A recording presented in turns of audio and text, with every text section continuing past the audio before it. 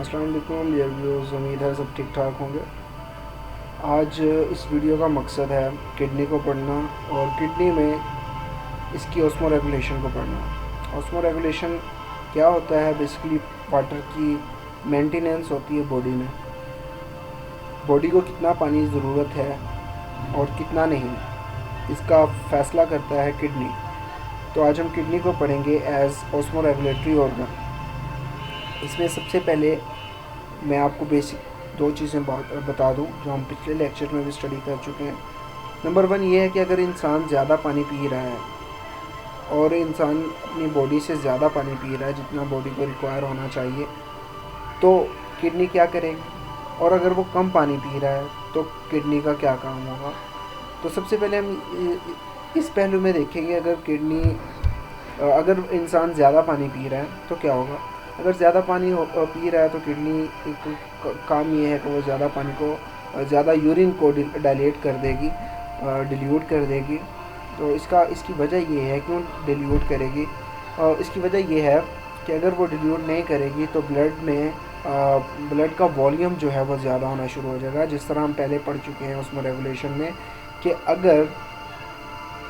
अगर पानी external environment में ज़्यादा है और इंटरनल इन्वायरमेंट में पानी कम है, तो पानी हमेशा ऑस्मोसिस होगी और वो from high concentration to low concentration की तरफ, from low concentration to high concentration की तरफ वाटर मूव करेगा, और जिसकी वजह से सेल जो होते हैं वो टर्जिड हो जाते हैं। इसी तरह रेड ब्लड सेल भी टर्जिड हो जाते हैं और ब्लड वॉल्यूम इंक्रीज हो जाता है। तो ये पानी ज़्यादा पीने और यूरिन डिल्यूट ना करने का ये एक नुकसान होता है। ठीक है। अगर एंटी डाययूरेटिक हार्मोन रिलीज़ हो जाए, ये कब रिलीज़ होता है? ये तब रिलीज़ होता है जब दूसरे केस में जब हम पानी कम पीते हैं, तो फिर किडनी काम करती है कि पानी को ज़्यादा से ज़्यादा वो रिज़र्व करे, पानी को ज़्यादा से ज़्यादा बचाए, ताकि बॉडी उसे दोबारा रिसाइकल कर सके और दोबारा अपनी ज़रूरत के मुताबिक उसे यूज़ कर सके।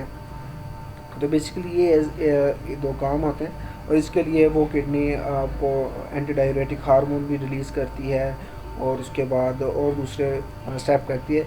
और यहाँ पे हम दूसरी बात ये पढ़ेंगे आज, जो मसले बनते हैं किडनी में, स्टोन बाजुकात बन जाता है किडनी में, वो पढ़ेंगे और उसका इलाज पढ़ेंगे। उसके इलाज क्या क्या हैं जी। तो नंबर 1 है, चलें रीड करते हैं।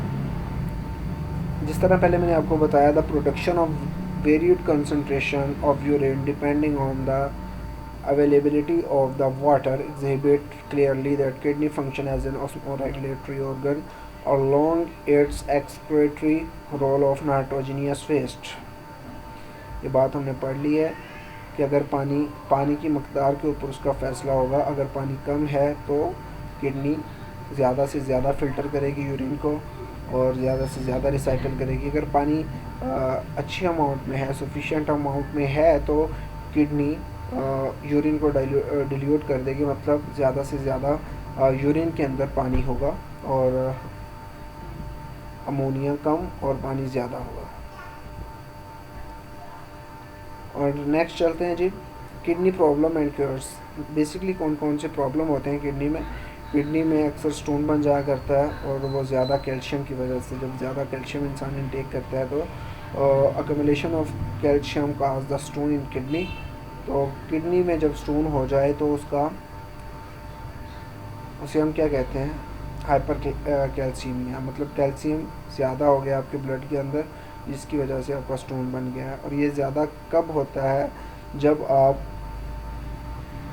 आप ज़्यादा वेजिटेबल्स खाते हैं और ऐसी चीज़ें खाते हैं जिसमें ऑक्सलेट ज़्यादा हो। और अब देखें, कैल्शियम ऑक्सलेट जो होता है उसकी 70% चांसेस होते हैं किडनी स्टोन में। And the incidence of other type of stones of calcium phosphate and the uric acid is 15%। अगर यूरिक एसिड को हम देखें, फॉस्फेट या यूरिक एसिड को, उसके सिर्फ 15% चांसेस होते हैं, और 10% चांसेस होते हैं यूरिया के। ऐसे स्टोन जो यूरिक एसिड से बनते हैं उसके 10% चांसेस होते हैं, जो कैल्शियम फॉस्फेट से बनते हैं उसके 15%, और जो कैल्शियम ऑक्सलेट से बनते हैं इसके सबसे ज़्यादा चांसेस होते हैं। Very important MCQs. और इसका इलाज में अगर हम देखें तो लिथोट्रिप्सी है। Lithotripsy is one of the best treatment, best cure in the modern era. इसमें आपको कोई आप सर्जरी नहीं करते, ये नॉन सर्जिकल मेथड है, ठीक है। यहाँ पे लिखा हुआ है lithotripsy is non surgical removal of kidney stone. इसमें ये होता है कि इसमें होता क्या है, इसमें होता है कि एक मशीन होती है जो इतनी पावर से एक्सरेज आपकी बॉडी के एक सिलेक्टेड रीजन के ऊपर, मतलब किडनी के ऊपर एक्सरेज डालती है कि उसकी पावर इतनी ज़्यादा होती है कि स्टोन को तोड़ देती है। स्टोन जब तोड़ती है और स्टोन वो रेज़ा रेत की फॉर्म में हो जाता है, जैसे ये लिखा हुआ है the shock waves break the stone in the tiny pieces और into sand which are passed out of the body in urine, जो यूरिन से निकलने के काबिल हो जाती है और यूरिन से निकल जाती है। तो ये थी लिथोट्रिप्सी। नेक्स्ट है जी रेनाल फेलियर। रेनाल बेसिकली कहा जाता है आपकी किडनी को, और अगर ये फेलियर हो जाए तो क्या होता है जी, various factor of pathological and chemical nature में progressively destroy the nephron particularly its glomerular part. This result in increase in the plasma level of urea and other nitrogenous wastes. देखें जी, जाहिर सी बात, अगर नेफ्रॉन आपके डैमेज होना शुरू हो जाएंगे तो इसका मतलब ये है कि यूरिन जो है वो कम फ़िल्टर हो रहा है और प्लाज्मा लेवल जो है यूरिया का वो बढ़ जाएगा, नाइट्रोजनस वेस्ट जो होंगे वो बढ़ जाएंगे क्योंकि फ़िल्टर नहीं हो रही अब चीज़ें। और the rise in urea cause the complication of increase in blood pressure, जिसकी वजह से आपका ब्लड प्रेशर इंक्रीज़ होना शुरू हो जाएगा, आपको एनीमिया स्टार्ट हो जाएगा, ठीक है। ज़्यादा देखें, किडनी का काम होता है कि वो ब्लड को फ़िल्टर करे, अगर वो फ़िल्टर नहीं कर पाएगी तो आपकी यूरिन के अंदर ब्लड आना शुरू हो जाएगा, ठीक है। और उसकी वजह से